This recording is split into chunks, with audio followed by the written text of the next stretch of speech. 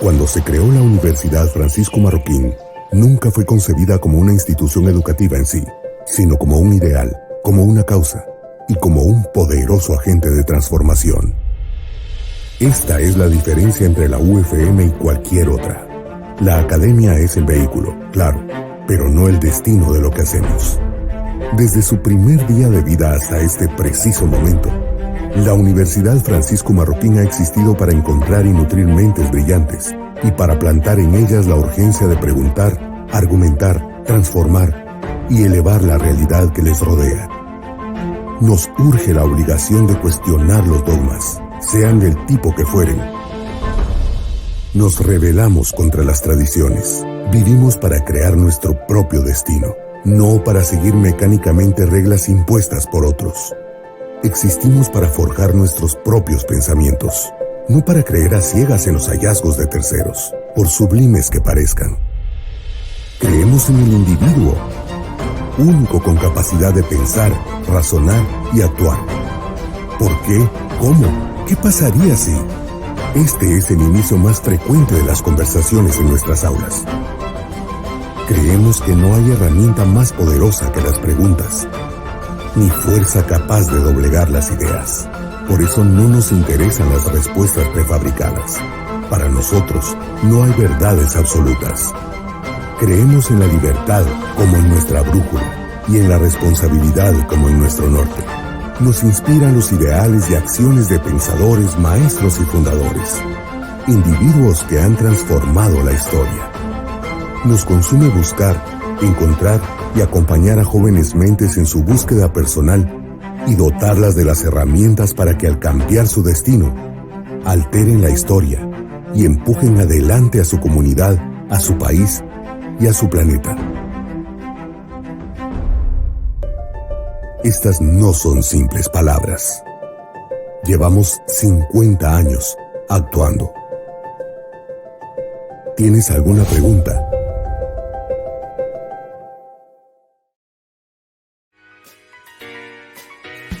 La universidad es un lugar de innovación, por eso innovación y universidad son la misma cosa. En estudios políticos y relaciones internacionales de la Universidad Francisco Marroquín, los estudiantes son los dueños de su proyecto académico. We've developed incredible curriculum, we've developed incredible outreach. Es la carrera del futuro de alguien que quiera adentrarse en el apasionante mundo de los estudios políticos con la libertad como eje central.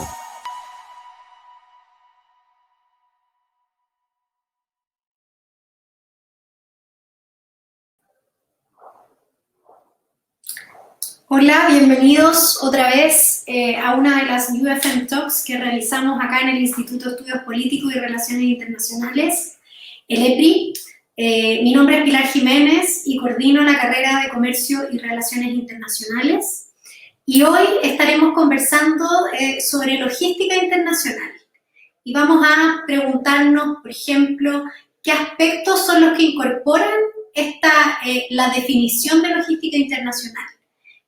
Conversaremos acerca del transporte internacional, su evolución a través del tiempo, las nomenclaturas de comercio internacional, trámites y los cambios que se han producido en los costos de transporte a través de la historia y, por cierto, a partir de la pandemia del COVID-19.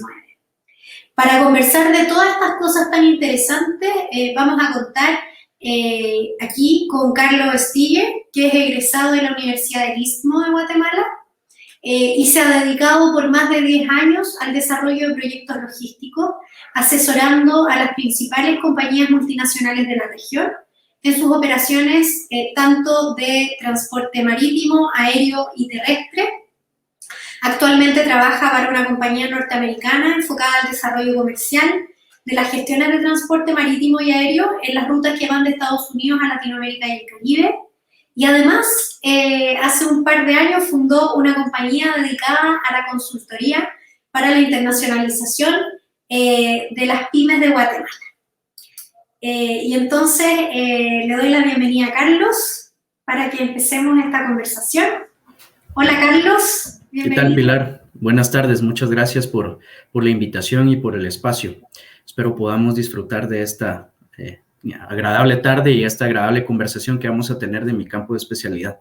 Fantástico, nosotros estamos encantados y yo inmediatamente parto como con la pregunta inicial, ¿no? Carlos, ¿qué entendemos o qué debemos entender primero por logística? Ok. Logística, si nos basamos en la definición etimológica o de diccionario, es una palabra de origen francés, logistique, la cual en el pasado implicaba el movimiento de todo el equipamiento o pelotones en el aspecto militar. Es algo que ha evolucionado conforme a los años hasta llegar al punto de definirlo como un concepto empresarial en donde la logística se contempla para el traslado de mercancías, digamos desde una planta de producción hasta un punto final para la comercialización de un producto. Y así también han ido surgiendo otros tipos de logística. Desde la logística de última milla, que es algo que se ha desarrollado de una manera bastante fuerte del año 2020 para la actual, debido a la necesidad que implica los desarrollos de comercio electrónico y una logística enfocada en el comercio electrónico para cumplir con las entregas no solo en los negocios que van enfocados a otros negocios, sino en los negocios que van enfocados al consumidor final.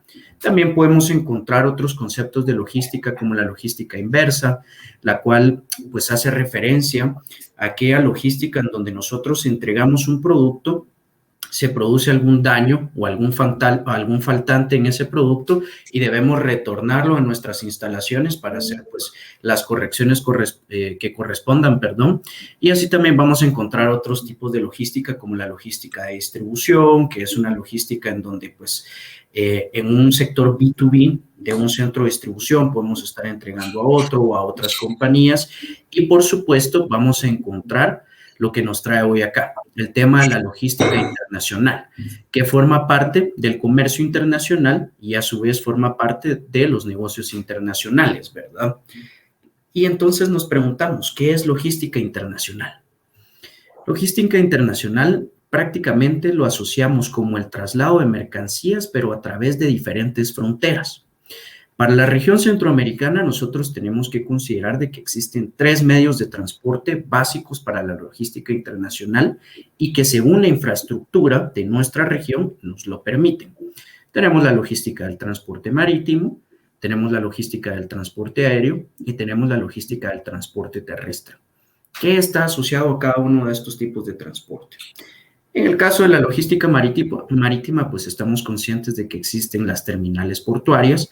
Guatemala, por ejemplo, es un país bastante bendecido, lo llamo yo, porque tenemos acceso por el lado del Atlántico para todas las mercancías que provienen de Europa o de la costa este de los Estados Unidos o toda la parte, de la parte del Atlántico como tal, de Sudamérica, todas las mercancías que provienen o van hacia el Caribe. Tenemos, por supuesto, la parte del Pacífico, todas las mercancías que provienen de Asia, de la costa oeste de los Estados Unidos, de países que representan un impacto económico bastante fuerte para la región, no solo para Guatemala, como es el caso de Chile, Perú, Colombia, Ecuador, en donde el intercambio comercial es sumamente fuerte y por tal razón el puerto de ingreso de estas mercancías, Puerto Quetzal, se ha dinamizado a tal punto que existe una inversión extranjera de compañías dedicadas al desarrollo de terminales portuarias, como es el caso de APM Terminals, con el objetivo de facilitar el flujo de mercancías, ¿verdad?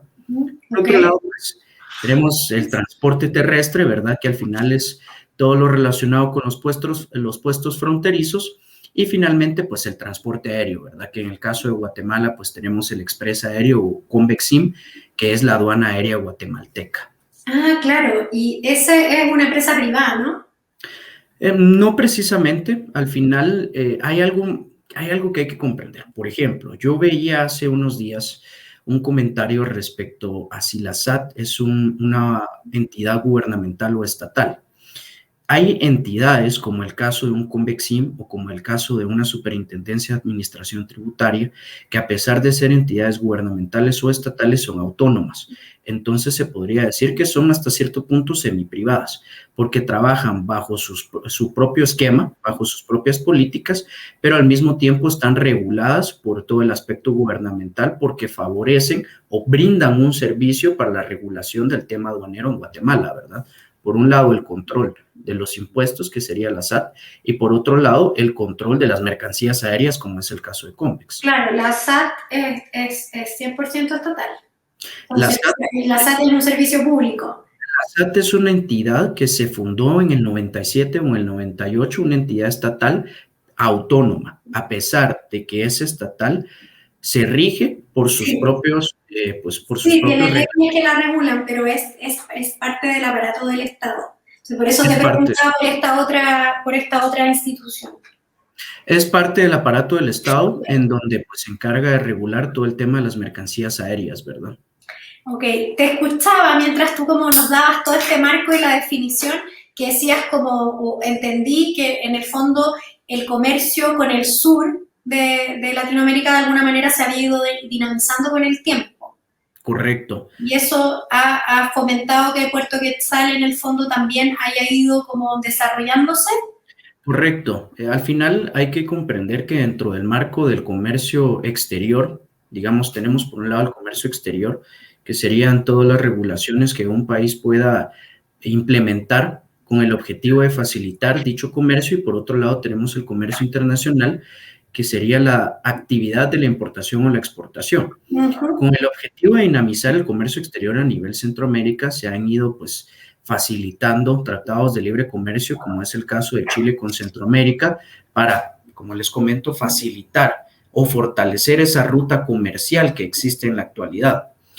En el 2010, antes de que que entrara en vigencia el Tratado de Libre Comercio con Chile y finalmente Guatemala, Chile se encontraba fuera de los primeros 30 países de donde Guatemala importa o exporta mercancías.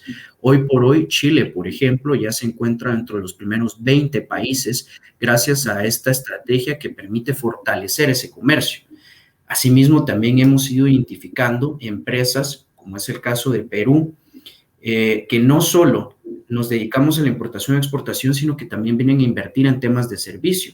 Encontramos operadores logísticos peruanos que se han ido posicionando de una manera muy fuerte a nivel regional y han identificado, por ejemplo, en Guatemala, un hub de distribución que conecta México, por ejemplo, con toda la parte de Centroamérica, ¿verdad? Entonces, Guatemala se convierte en ese eje para la distribución de mercancías, en donde, pues, a través de nuevas herramientas que se están implementando para facilitar el desarrollo económico del país con zonas francas, por ejemplo, se permite dinamizar. Yo importo, yo puedo nacionalizar las mercancías que correspondan para la comercialización en Guatemala, yo puedo reexportar hacia Centroamérica. Entonces nos convertimos en ese eje, ¿verdad? En donde podemos manejar mercancías de cualquier parte del mundo o de uno de nuestros principales socios comerciales, como es el caso de México, ¿verdad? Y quiero entender también como hablabas, claro, de esta zona sur y también de Centroamérica, que tiene un proceso de integración, ese proceso en el fondo y como unión aduanera también que tiene con uno de los países de Centroamérica facilita aún más el movimiento de mercancías acá en la región, ¿no? Sí, digamos, ahí sí que tenemos a la SIECA, ¿verdad? La Secretaría de Integración Económica Centroamericana, que en conjunto con otros bloques económicos buscan de que exista esa integración como tal a nivel Centroamérica. Pero, ¿qué es esa integración o a qué se refiere esa integración? El elemento principal en donde nosotros podemos fortalecer esa integración es a nivel aduanero. Es decir, que exista un solo formato que permita el flujo de mercancías como si nosotros estuviéramos moviendo mercancías de un departamento de Guatemala a un departamento de Escuintla, por ejemplo, como si estuviéramos dentro de un mismo territorio. Y es bien interesante esto. ¿Por qué? Porque al final, por ejemplo, a pesar de la pandemia, el transporte terrestre es uno de los que se vio menos afectado por la situación de la crisis global en cuanto al tema del transporte. No es el caso de un transporte marítimo y no es el caso de un transporte aéreo. Entonces, esa integración no solo facilita, los procedimientos aduaneros, sino también facilita el intercambio o flujo de mercancías en un transporte terrestre, en donde la mercancía puede viajar desde el sur de México hasta Panamá, sin mayor inconveniente, ¿verdad? Y entonces ocurre también, estoy pensando como en las diversas como posibilidades que se toman, que viajan vía terrestre, productos mexicanos desde el sur de México y llegan a Panamá y ahí se embarcan? ¿O... Realmente las mercancías que se intercambian entre la región centroamericana y el sur de México son para consumo o producción, no son precisamente para una reexportación. Por otro lado, sí existen compañías norteamericanas, por ejemplo, que han formado casa matriz en México y esa casa matriz mexicana busca facilitar esas operaciones logísticas en un país como Guatemala, por ejemplo, o El Salvador. Te soy bien honesto, El Salvador ha ido desarrollando pues una estrategia de zonas francas bastante interesante y ha dinamizado su logística con esa integración de servicios 3PL. Entonces Guatemala y El Salvador se convierten en esos hubs de distribución para un Honduras, para un Nicaragua, para un Costa Rica o para un Panamá, por ejemplo, en tema de transporte terrestre. Se involucran 3 elementos realmente. El elemento del almacén, el elemento de la distribución primaria y el elemento de la distribución secundaria. Siendo la distribución primaria la exportación hacia Centroamérica y siendo la distribución primaria lo que yo voy a conservar en mi país y voy a distribuir dentro de mi país. Ok. Ahora, hace varias como UFM Talks conversamos con alguien sobre Amazon. Y luego conversamos con otra persona que nos hablaba sobre el mercado canadiense, pero también nos contaban sobre como un poco como lo innovador o revolucionario que es el sistema como de bodegaje con el que trabaja Amazon.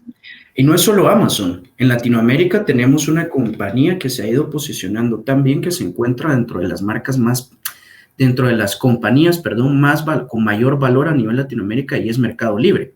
Claro. Mercado Libre, por ejemplo, en México se encuentra mucho mejor posicionado que un Amazon, a pesar de que Amazon tiene unas instalaciones monstruosas en 2 puntos de México, en 2 puntos estratégicos. Al final, pues comprendamos de que México geográficamente es bastante grande y el comportamiento del consumidor en cada uno de los estados mexicanos también varía. Pero, ¿qué es lo que ofrecen este tipo de compañías? Una compañía como Amazon, una compañía como Mercado Libre. Digamos, el éxito de estas compañías se debe al nuevo comportamiento del consumidor.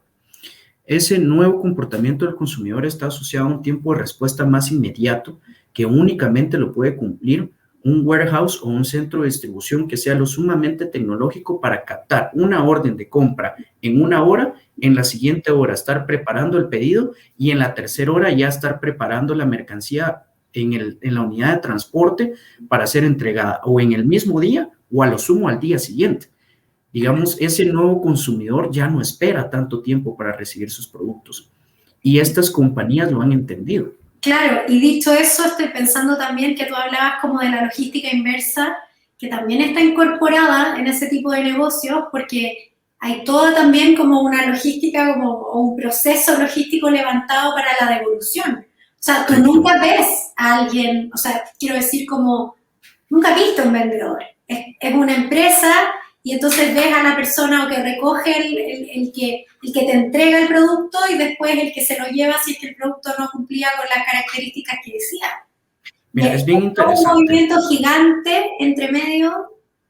Es bien interesante porque sabemos de que existe un factor tecnológico muy grande, muy bien posicionado dentro de estas compañías, pero ellos están muy claros de que el factor humano no puede perderse.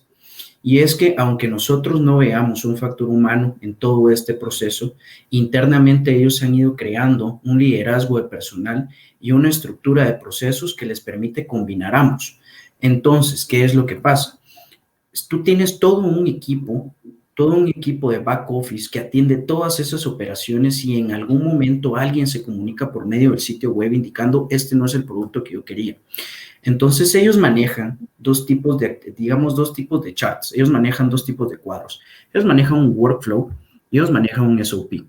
Dentro de estos flujogramas de actividades o de procesos, ellos prácticamente ya tienen mapeado cada una de las experiencias del cliente.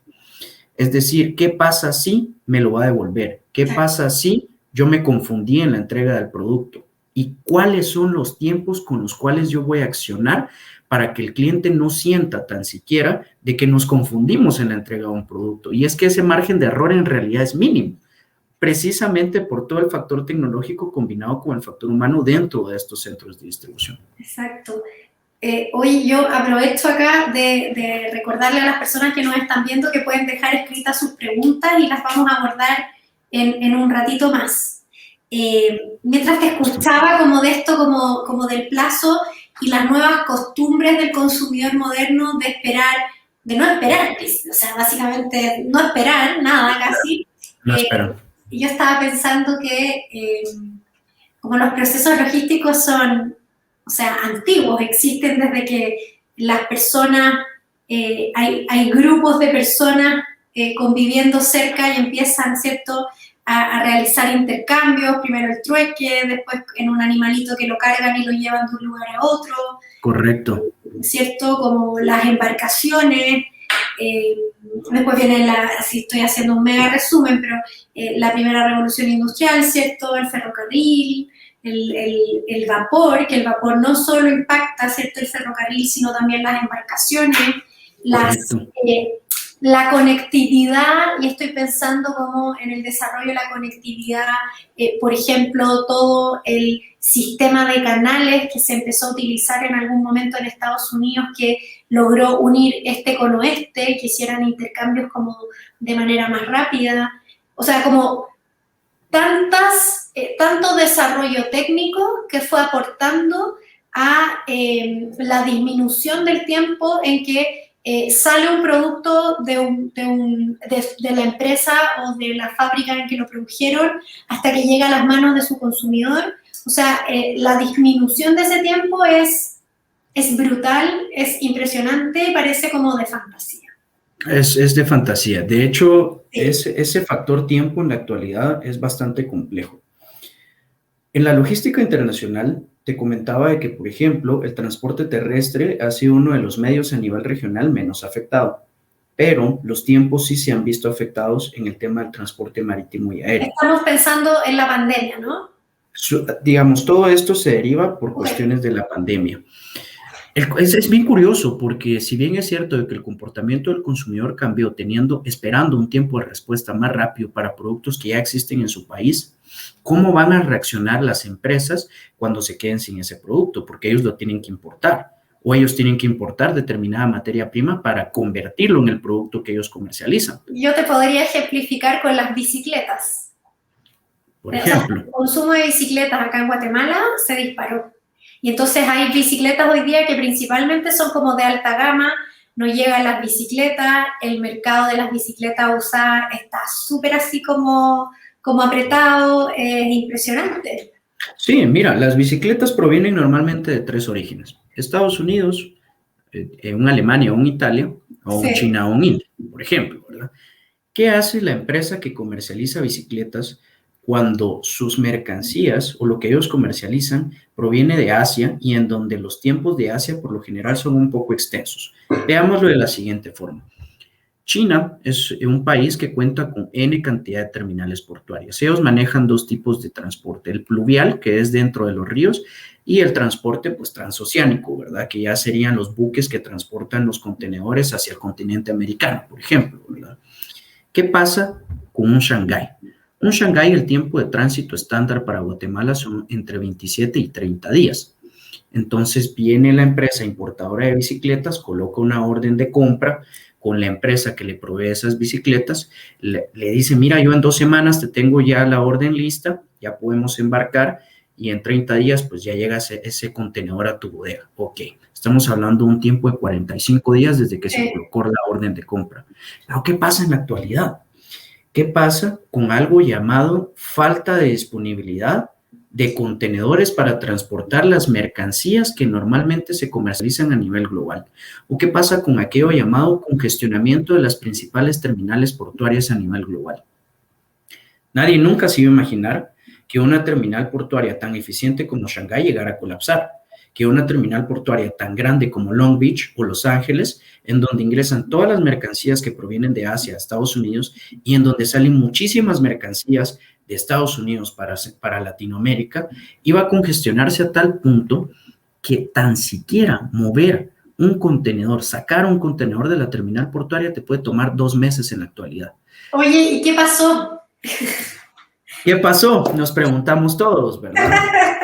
Mira, lo que pasó fue que conforme empezaron a producirse los cierres en determinados países, nunca se presentó el cierre de las fronteras para el transporte de mercancías, eso lo tenemos que tener claro. Pero resulta que el nivel de productividad de un país empezó a disminuir. ¿Por qué? Tenemos que quedarnos en casa, digamos, las plantas de producción tal vez ya no estaban trabajando en la capacidad que tendrían que haber estado trabajando, o habían plantas que cerraban por completo en algunos países. En China incluso hubo algunas terminales portuarias que cerraron por completo a raíz de un brote de este famoso virus, ¿verdad? Entonces, si cierra una planta, si cierra una terminal portuaria, empieza a existir un efecto dominó. Empiezan a saturarse las terminales portuarias de mercancías, empiezan a cerrarse, por ejemplo, esas plantas de producción. Entonces, ¿qué despacho? Al momento de que ya todas las restricciones empiezan a liberarse, todos quieren exportar al mismo tiempo. Entonces, el nivel de oferta versus el nivel de demanda no está equilibrado, ¿verdad? Porque tenemos un exceso de oferta también para un excedente de demanda, pero el intermediario principal para que pueda transportar esas mercancías no está teniendo la capacidad. ¿Y quién es ese intermediario? El agente de carga, el operador logístico, la naviera, la línea aérea, que son cuatro de los principales actores en la logística internacional. Ay, entonces, qué interesante, que después nos cuentes de los actores, si puedes. Sí, claro, con mucho gusto. Si las terminales portuarias se saturan con exceso de mercancías, los barcos no se dan abasto. Si los barcos no se dan abasto, lógicamente nosotros no vamos a poder lograr embarcar nuestro contenedor, valga la redundancia, en el próximo buque que sale de Shanghái para Guatemala, por ejemplo, ¿verdad? Hubo un periodo en donde no había absolutamente claridad en los tiempos porque, bueno, no hay barco, digamos, las compañías navieras empezaron a preocupar porque el nivel de transporte de mercancías se vino para abajo. Entonces, habían demasiados contenedores para poca mercancía que había que transportar. Cuando se empezaron a levantar las restricciones, hay exceso de mercancías que transportar y muy poca cantidad de contenedores. Hay compañías navieras que incluso entre el 2020 y 2021 han mandado a fabricar nuevos lotes de contenedores con la necesidad actual que existen. O sea, hay compañías que mandan a fabricar entre 20,000 y 30,000 nuevos contenedores con el objetivo de poder mantener por lo menos las mercancías en cierto flujo. Y aquí viene algo más interesante. ¿Qué pasa cuando toda la oferta y la demanda empieza a sufrir, digamos, esas consecuencias de la falta de transporte? La oferta y la demanda de mercancías, empieza a sufrir esa falta de transporte. ¿Qué hacemos? ¿Qué dicen las compañías navieras? Mira, yo te tengo una propuesta. Yo te muevo tu mercancía, pero por $10,000. Claro. Te iba a preguntar justamente por el alza de los costos que se vio. Pero tú te quedas, el importador se queda así, ¿cómo es posible? Yo no te puedo pagar $10,000 por mover esa mercancía. No tengas pena. Hay 100,000 empresas más que sí están dispuestas a pagar esos $10,000 por mover esa mercancía. Entonces ahí empezamos a tener algo muy complejo. Las compañías navieras empezaron a dar cuenta que existen N cantidad de empresas a nivel global que están dispuestas a pagar esos $10,000, $12,000, $15,000 por un flete. Nos estamos enfocando en Asia porque Asia es el principal proveedor del mundo. Sí. Resulta que las compañías navieras, al descubrir que la mayoría de importadores y exportadores en Europa, en América, en el resto de Asia incluso, sí estaban dispuestas a pagar esos niveles tarifarios, ¿sabes qué? Yo me quedo con esos niveles tarifarios. De igual manera, la situación se encuentra muy compleja, todavía no se logra normalizar el flujo correcto de mercancías y mientras tanto yo tengo que seguir operando.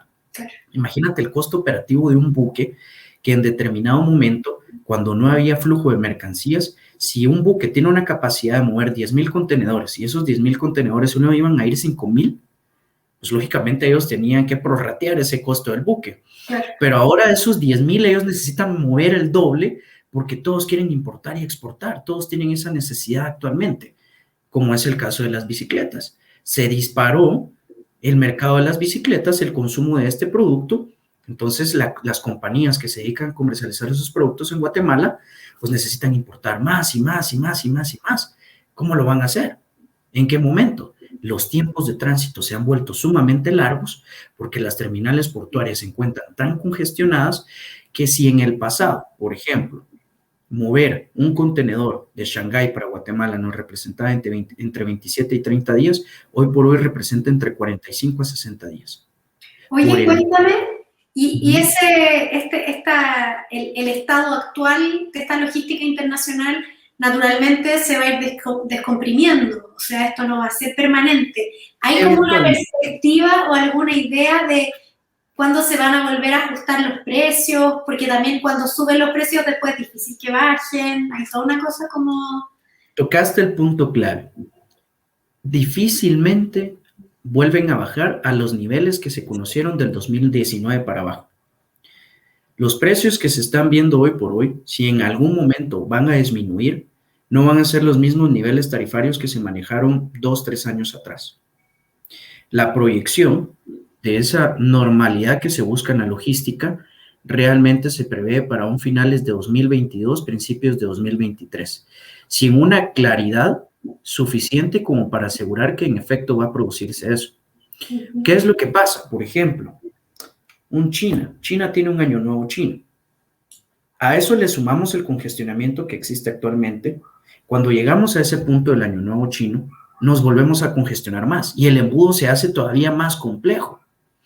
Entonces, las diversas situaciones que se producen a nivel global que impactan de una manera que nosotros no nos imaginábamos, si ocurre cualquier pequeño accidente en la actualidad, como lo que sucedió en el puerto de Yantian, un barco en Yantian, una de las principales terminales portuarias de China, se fue a estrellar contra 2 grúas portacontenedores, entonces provocó un congestionamiento más fuerte todavía, provocó que el alza de las tarifas fuera más alto todavía. Lo que pasó en el canal de Suez, en donde un barco se va a encallar a un estrecho tan estrecho como es el canal de Suez, durante una semana no permitió el flujo de 400 barcos. ¿Cuánto representó en pérdida de plata por las mercancías que no se colocaron en su punto de venta en el tiempo que tenían que colocarse? No, es brutal, es muy, o sea, como me parece como súper interesante esta conversación, además como para darle un sentido o como un cable a tierra a la importancia de los servicios logísticos. O sea, los consumidores son poco conscientes de cuál es el proceso que tiene que ocurrir para que tengan los productos que consumen a diario. O sea, porque además como las canastas de consumo masivo en los hogares del mundo, mayoritariamente, o sea, son muy intensivos en productos extranjeros, aunque no lo parezca. O sea, salvo como los productos perecederos que se compran en una feria de verdura, y ni siquiera, porque una parte de esos también son importados, o sea, es muy grande el porcentaje de consumo internacional hoy día. O sea, mira, la globalización, digamos, la globalización ha permitido maravillas. La globalización ha permitido que nosotros estemos utilizando la tecnología que estamos utilizando hoy por hoy para que se dé esta conversación. O sea, qué maravillas de la globalización. Pero la globalización también ha influido de una manera un poco compleja. Guatemala, por ejemplo, es un país más importador que exportador. Sí. Tú bien lo dices, la mayoría, una gran cantidad de los productos que nosotros consumimos son importados. Incluso productos que la gente les imagina como el frijol. O sea, un grano básico que se cultiva en Guatemala y la mayoría de personas guatemaltecas piensan que consumen frijol local y no te imaginas de que hay frijol que nosotros consumimos que viene de Israel. Seguro. Entonces, la gente se queda así como, no puede ser, la producción nacional. Voy a llamar el frijol, es guatemalteco. Sí, no. Es parte de la dieta básica de Guatemala. Pues te cuento de que también consumimos frijol de Israel. Entonces, eso es completamente curioso. El hecho de que las personas, digamos, vayan al supermercado y no se imaginen que todos los productos que están comprando atravesaron un proceso logístico de transporte internacional, de procedimientos de aduana, de almacenaje, de distribución. O sea, ese producto tiene un precio por una razón. O sea, no te están cobrando 10 quetzales, o supongamos el atún, que tengo ahorita en mente el precio, cuesta 13 quetzales con 50. El atún viene de Estados Unidos, el atún que nosotros normalmente consumimos. Una compañía norteamericana se dedica a la pesca y producción de atún para toda Latinoamérica, en su mayoría. Sí. Es una compañía muy bien posicionada que cuando tú vas al supermercado y lees el origen de ese atún, que hay un atún muy famoso que se consume acá en Guatemala, las personas no se van a ni imaginar. Ellos piensan por alguna razón de que como tenemos el Atlántico y el Pacífico, el atún que consumimos es local, y no es así. Ese atún atravesó un proceso logístico tan complejo de un transporte internacional, de un procedimiento de aduana, de permisos no arancelarios para que ese producto se pudiera nacionalizar porque es para el consumo humano, de un almacenaje y de una distribución, incluso una distribución de última milla para que pueda llegar a tu hogar. Esos 13.50 no le quedan a la compañía que está produciendo, esos 13 quetzales con 50. Esos 13.50 implican por lo menos, estoy 99% seguro, que implican por lo menos entre un 20 y 30% del costo logístico, del costo bruto del producto que se está comercializando. Total. Estaba pensando como en un caso también que a mí me llamaba la atención, que las personas, como el consumo de salmón acá en Guatemala, las personas piensan que ese salmón que consumen viene de Estados Unidos. No, viene de Chile, Pero ¿no? Viene de Chile, Sí. pero viene vía Estados Unidos. Entonces se asume que es producido en Estados Unidos. Mira, es fantástico. Es decir, cuando las personas empiezan a profundizar, empiezan a analizar los productos que consumen y todo el proceso que conllevan esos productos para que estén en la góndola o en un supermercado, empiezan a encontrarle más valor al producto como tal. Y si las compañías, digamos, las compañías en general, las multinacionales o las compañías regionales, fueran un poquito más estratégicas, tratarían de transmitirle o educar a su consumidor por todo el proceso que lleva su producto y saber por qué es que están pagando el precio que están pagando.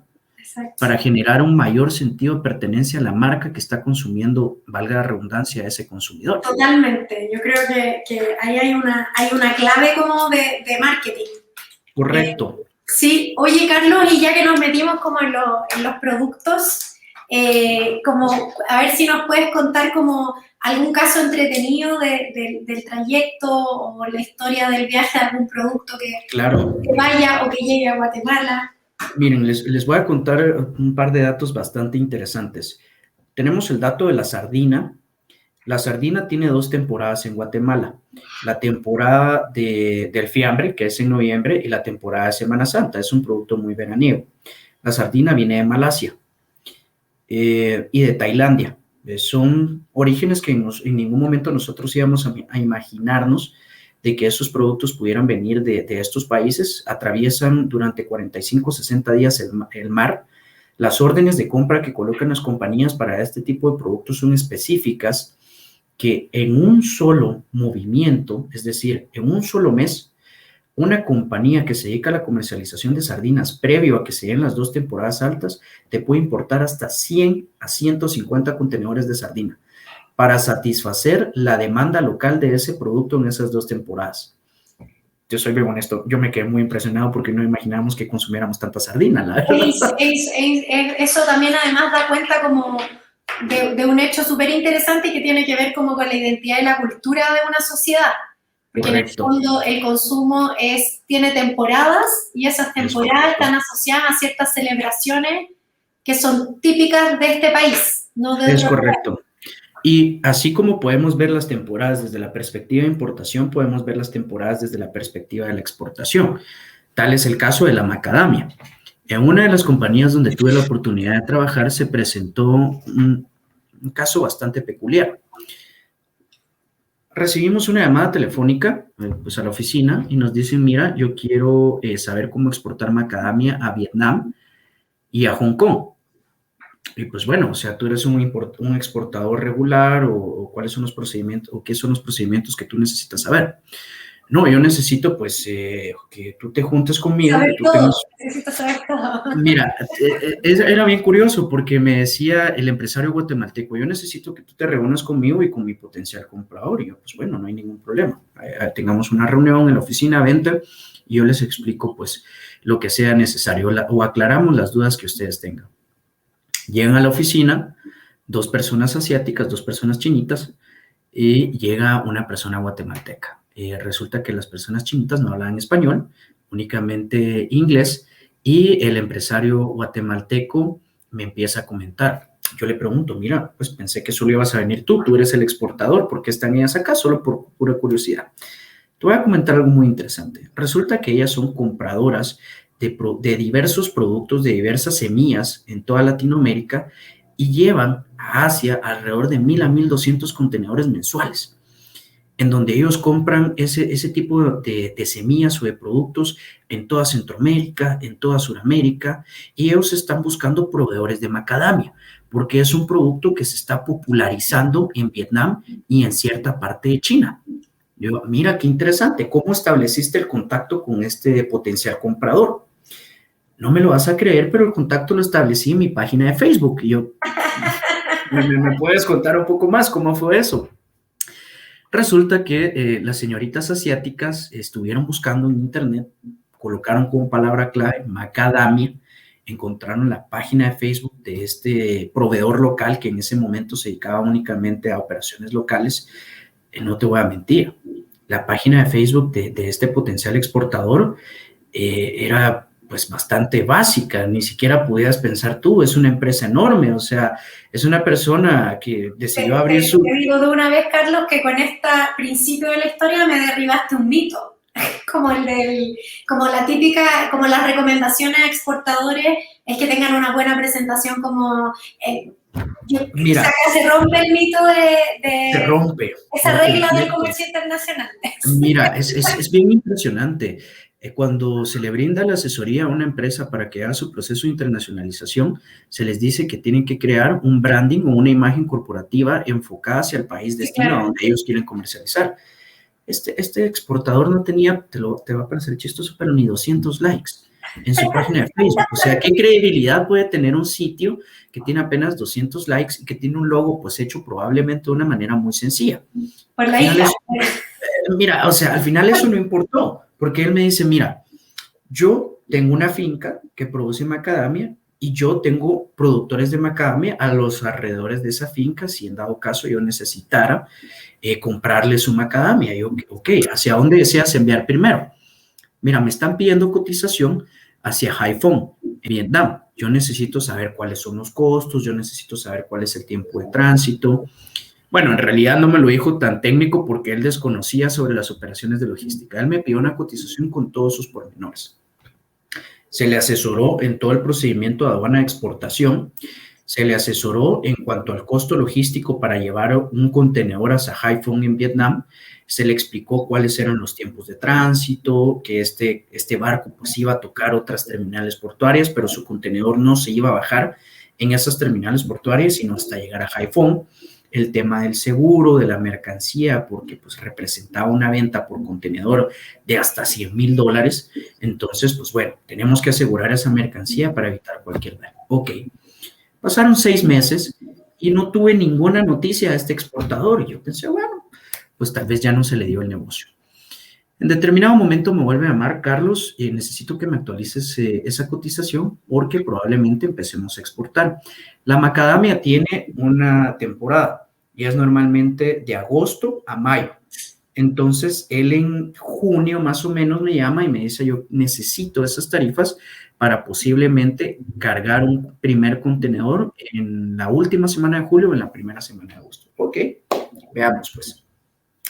Se le actualiza la tarifa, al final pues nos confirma un primer contenedor. Se despachó un primer contenedor para agosto, fantástico. La negociación empieza a crecer con ese comprador asiático que para septiembre ya eran 2 contenedores. Ok, para octubre un contenedor por semana. Y yo, wow, o sea, me estás diciendo que estás logrando una venta de $100,000 semanales por los contenedores de macadamia que tú estás exportando. Sí, Carlos, y eso no es todo. Probablemente la operación de esta empresa crezca tanto que ya no solo vamos a exportar para Vietnam, vamos a empezar a llegar a Hong Kong y a otros destinos de China. Entonces, lo que se convirtió, lo que era una persona que desconocía absolutamente cero del tema de la logística, creó una compañía tan grande que hoy por hoy vende entre $500,000 y $1 millón de macadamia hacia Asia. Oye, pero la pregunta entonces, como ¿hay producción suficiente acá en Guatemala de un producto que, o sea, porque además esas plantas son foráneas, ¿no? Sí, pero lo que pasa normalmente con este tipo de productos es, existe determinada persona que es propietario de cierta tierra, ellos realizan su propia producción y a los compradores locales pues hacen una especie de cooperativa en donde todos los compradores locales pues exportan a través de él y ya con eso logran pues satisfacer la demanda de sus potenciales O compradores. sea, es bastante macadamia, estoy pensando como...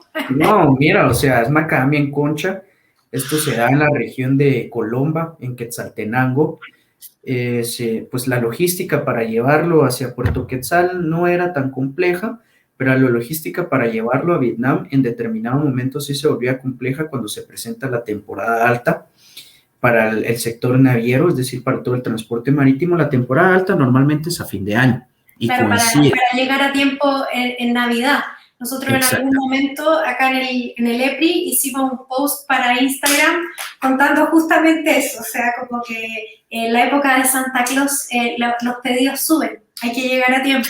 Sí, no, definitivamente, o sea, mira, es una locura porque la compañía la cual represento en Centroamérica maneja las importaciones y exportaciones de compañías sumamente grandes y de un momento a otro nos piden que si normalmente manejamos de 20 o 30 contenedores al mes para determinado país, te empiezan a pedir 50, 60, 80, 90, 100 contenedores.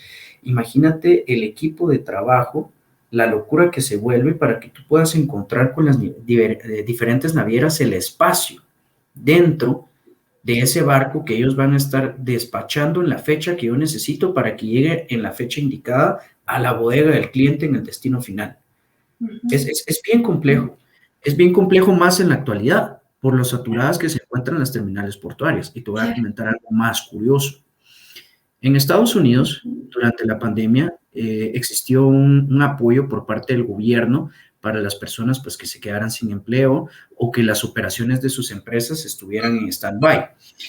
Resulta que esas personas ya pueden retomar su empleo, pero no quieren. Sí, lo vi hace poco. No quieren, entonces el tema del transporte de mover los contenedores, es decir, de los portacontenedores junto con los cabezales, es muy complejo porque no hay pilotos. Claro. O sea, imagínate cómo le digo yo al importador o al exportador, mire señor importador o exportador, resulta que no tenemos pilotos, no quieren trabajar, no le puedo mover su contenedor.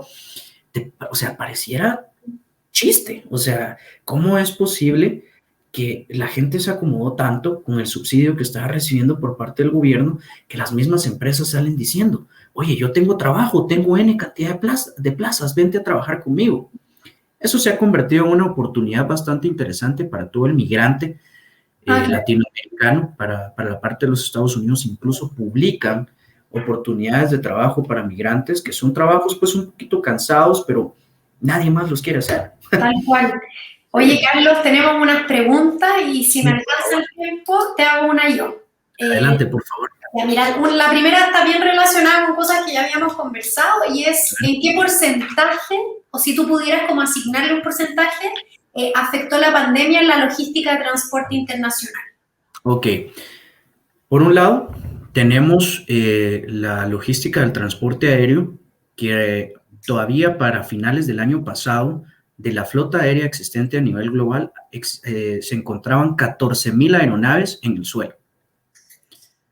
Realmente esto representa casi el 75-80% de la flota aérea global que puede llegar a ser el traslado de mercancías. En cuanto al transporte marítimo, el transporte marítimo realmente no se detuvo. Como les comentaba, el transporte de las mercancías nunca se ha detenido porque las fronteras no se cerró para esto, pero hay un dato interesante. Alrededor de septiembre a diciembre del año 2020, se encontraban varados alrededor de 300,000 contenedores en las principales terminales portuarias.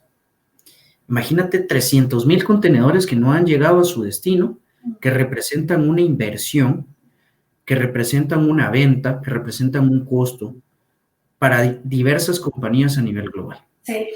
De las principales navieras a nivel global, han tenido, como te decía, que empezar a mandar a construir nuevos lotes de contenedores con el objetivo de poder satisfacer la demanda que existe del transporte de mercancías. Hasta 26,000, 27,000 contenedores han mandado a fabricar en los últimos meses las 3 principales navieras más grandes del mundo. Impresionante.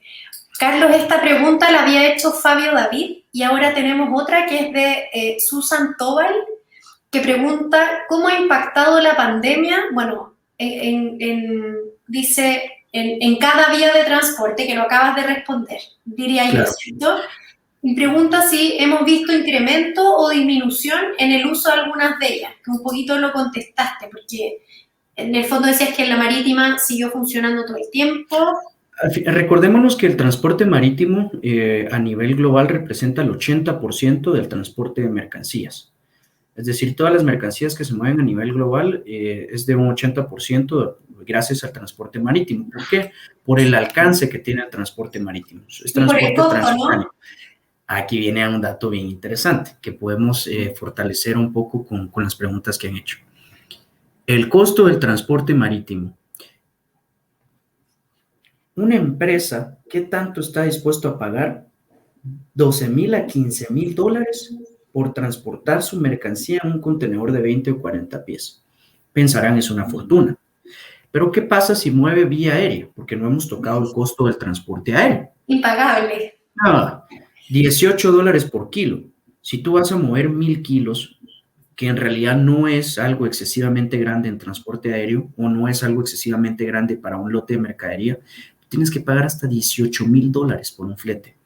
Yo escuchaba un caso, conversaba con un colega de la industria y me decía, yo tengo un amigo de una empresa hermana que tuvo que mover unas mercancías por $120,000 vía aérea. Me dice, ¿cómo van a prorratear ellos esos productos? ¿Cómo le va a pegar al consumidor esos $120,000 que pagaron para realizar e importar esa mercancía que les surgía? Pagaron esos $120,000 porque lógicamente les surgía. Pero ¿cómo les va a afectar a mediano o corto plazo? O sea, es una barbaridad. Pero increíble, como tú lo dices. Tengo más preguntas. A ver, yo creo que vamos a ver si alcanzamos a las 2 que nos quedan. Okay. Es de Sofía Rosell, que desde Facebook nos está viendo, y pregunta, ¿qué pasa con el mapeo del cliente durante la pandemia?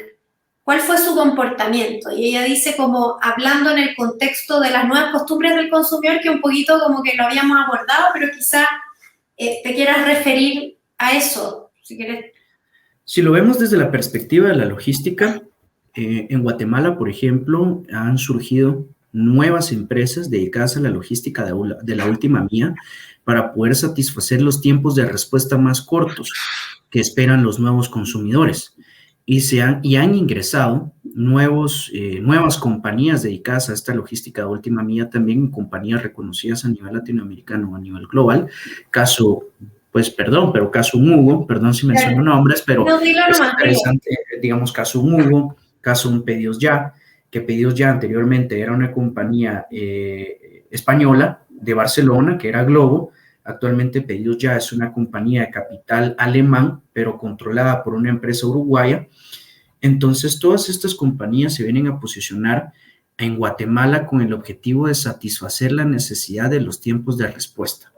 El nuevo consumidor no está dispuesto a esperar que el servicio a domicilio, que por ejemplo la flotilla propia que pueda tener una compañía, no se da abasto. Entonces, ¿qué tienes que hacer? Tercerizar esa logística de última milla para complementar la flotilla que tú tienes disponible para hacer las entregas de tus productos. Y te lo voy a poner más interesante todavía. El año pasado tuvimos la oportunidad de administrar la distribución de mercancías de una compañía de supermercados. Tienen su centro de distribución y pues tienen alrededor de 150 tiendas en el país a donde pues se tienen que entregar los diferentes productos, ¿verdad?, de supermercado. Resulta que esta empresa maneja una flotilla propia. Es una empresa sumamente grande, es enorme y ellos tienen una flotilla bastante robusta, pero con el tema del toque de queda, ellos no se daban abasto para poder satisfacer la necesidad por los tiempos. Entonces ellos empiezan a contratar un pool de proveedores lo suficientemente grande, como ellos trabajan versus demanda, al final del día ellos ya tienen planificada cuál es la demanda para entregar a cada una de las tiendas y resulta que nos llamaban a la 1 de la mañana para solicitarnos 20, 30 unidades de transporte porque no habían hecho una correcta planificación de la demanda porque los tiempos que ellos habían medido no habían sido los correctos. Claro. El consumidor es muy, digamos, en el B2B y en el B2C es muy exigente. Y el consumidor es muy infiel. Eso no. Digamos, eso es una palabra bastante compleja porque en realidad es cierto, aunque tú le crees una experiencia de servicio, que eso es lo que tú buscas, porque muchas veces te preguntas, ¿qué conviene más? ¿Vender producto o vender servicio? O sea, ¿a qué le asigno más, a qué le meto más cabeza? Decimos acá, le tienes que meter cabeza a crear una experiencia de servicio en donde la combinación de un precio competitivo y un servicio inmejorable fidelice al cliente como tal, no lo retenga, fidelícelo, porque retener, tú puedes retener a alguien inconforme. Claro. Yo no quiero tener un cliente inconforme, yo quiero tener un cliente que crea en mi marca y en el servicio que yo le vendo. Exactamente. Voy con la última, Carlos, que es de Ana Gaby Cuque, que también la está haciendo desde Facebook, y dice, ¿cuáles fueron los nuevos nichos de mercado aprovechados para transportar la mercadería, durante la pandemia? Hablando de las compañías de transporte de mercancías que se vieron afectadas. Yo creo que eso como que está un poco respondido, ¿no?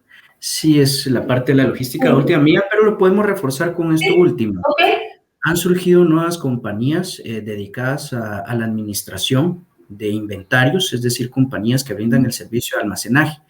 Entonces, mándame toda tu mercancía y yo me encargo de la administración de tus órdenes de compra para yo liberarte de esa función que tú cumples y al mismo tiempo entregar de una vez todos tus productos. Entonces, tú te dedicas a producir y yo me dedico a almacenar y entregar. Y esa es la bomba para pymes exportadoras hoy día. O sea, ese modelo es como el que está como permitiendo que pequeñas empresas de distintos lugares puedan enviar sus productos que son de nicho. Muchísimas. Sí, y es súper interesante. Quizás en otra UFM Talk podamos hablar de eso. Por supuesto, con mucho gusto. Y alcanzo la última. A ver, es de Silvia Escobar, también desde Facebook, y pregunta, en el área de la construcción, dice, a ver, voy a leerla como está, yo creo que hay importaciones. Ok. En el área de la construcción de las importaciones, afecta. ¿Será de la construcción? Tal vez se refiere a la industria de la construcción. A ver, claro, dice, en el área de la construcción, las importaciones afectan más, ya que se tiene una fecha de entrega y si no, caen en multa. Sí, se refiere a las penalizaciones que tiene una compañía si no entrega en tiempo los proyectos o los productos. Sí. De hecho, digamos, la mayoría de compañías grandes manejan penalizaciones. Digamos, por ejemplo, en Walmart, tú tienes una cita para poder entregarle las mercancías que tú le vendes a Walmart y te asignan una puerta específica de descarga. Si tú no llegas a la hora y a la puerta que te asignó Walmart, te penalizan. O sea, entonces, en realidad eso afecta a muchísimas industrias, no solo el tema de la construcción. Sobrepasa la industria de la construcción. Digamos, en la industria de la construcción hay un tema muy interesante. Hay escasez en la industria metalúrgica. Digamos, los metales, que al final el acero forma un elemento muy importante en la infraestructura, digamos, de un edificio, por ejemplo, están teniendo escasez muchísimas compañías en cuanto a la importación o están teniendo costos sumamente altos porque eso tal vez nos queda corto el tiempo, pero no hemos tocado el tema. ¿Qué pasa con los productos que son de consumo masivo y tienen un porcentaje muy bajo de ganancia? ¿Cómo le impacta la logística? Claro. O sea, aquellos productos que no tienen la capacidad de soportar ese costo. Claro, es brutal. Yo creo que ya estamos en el tiempo. A mí se me pasó súper volando. O sea, te digo que me quedo como fácil con 10 preguntas. Esperemos que se pueda resolver en alguna próxima. Sí, en alguna próxima conversación. A ver, Carlos, yo te quiero agradecer tu tu disposición, tu buena onda para compartir todas estas cosas que sabes y sobre todo como los casos tan entretenidos que hay, que yo creo que, y nosotros lo conversamos también en nuestras clases acá en la universidad con nuestros alumnos, que en el fondo los casos son la carne del comercio internacional. Correcto, son la gracia del comercio internacional. Mira, para casos cuando quieras. Encantada, sí. Se ha presentado ahí una diversidad de situaciones bastante complejas que cuando te cuente vas a pensar de que no es algo real, pero sí. Entonces, bueno, muchas gracias. Gracias a todas las personas que participaron, que nos hicieron preguntas en esta UFM Talk. Y los invitamos desde el EPRI a seguir nuestras redes sociales, en Facebook, en Instagram y nuestro sitio web, porque ahí siempre estamos publicando todas las actividades, otras y algunas como esta misma que tuvimos ahora, y para que puedan conocer más de nuestro Instituto de Estudios Políticos y Relaciones Internacionales de la Universidad Francisco Marroquín. Así que muchas gracias. A ustedes, muchas gracias. Feliz tarde. Nos vemos. Bye. Antigua is such an amazing and special place. An absolutely beautiful location. We're outside in nature. Han sido 2 días en los que hemos dado un repaso a todo lo que es la Marroquín y también un repaso a todo lo que creemos que debería ser. The Co-Creation Forum is, I think, the perfect instrument for achieving true freedom of the exchange of ideas and increasing the knowledge that we have. Hay que estar abiertos al descubrimiento de nuevas ideas. En Estudios Políticos y Relaciones Internacionales de la Universidad Francisco Marroquín, los estudiantes son los dueños de su proyecto académico. Cuando uno agrega más mentes al proceso, uno sale enriquecido porque descubre métodos que no hubieras pensado por sí solo. Ha sido una apasionante experiencia de co-creación y co-creatividad en la que personas de diferentes partes del mundo venían a crear la carrera del futuro. 67 participantes pensando en el futuro de EPRI. It's a really interesting opportunity to engage with people in a sort of bottom-up way, to ask and try to provide some answers to important questions about education and society. My expectations were actually superseded by reality, that the reality actually worked a lot better. La universidad es un lugar de innovación. En cuanto deja de ser un lugar de innovación, deja de ser universidad. Por eso innovación y universidad son la misma cosa. This event is putting Francisco Marroquín and the networks of scholars in Guatemala, students and scholars, on the international map. The future is very bright for EPRI and very bright for UFM.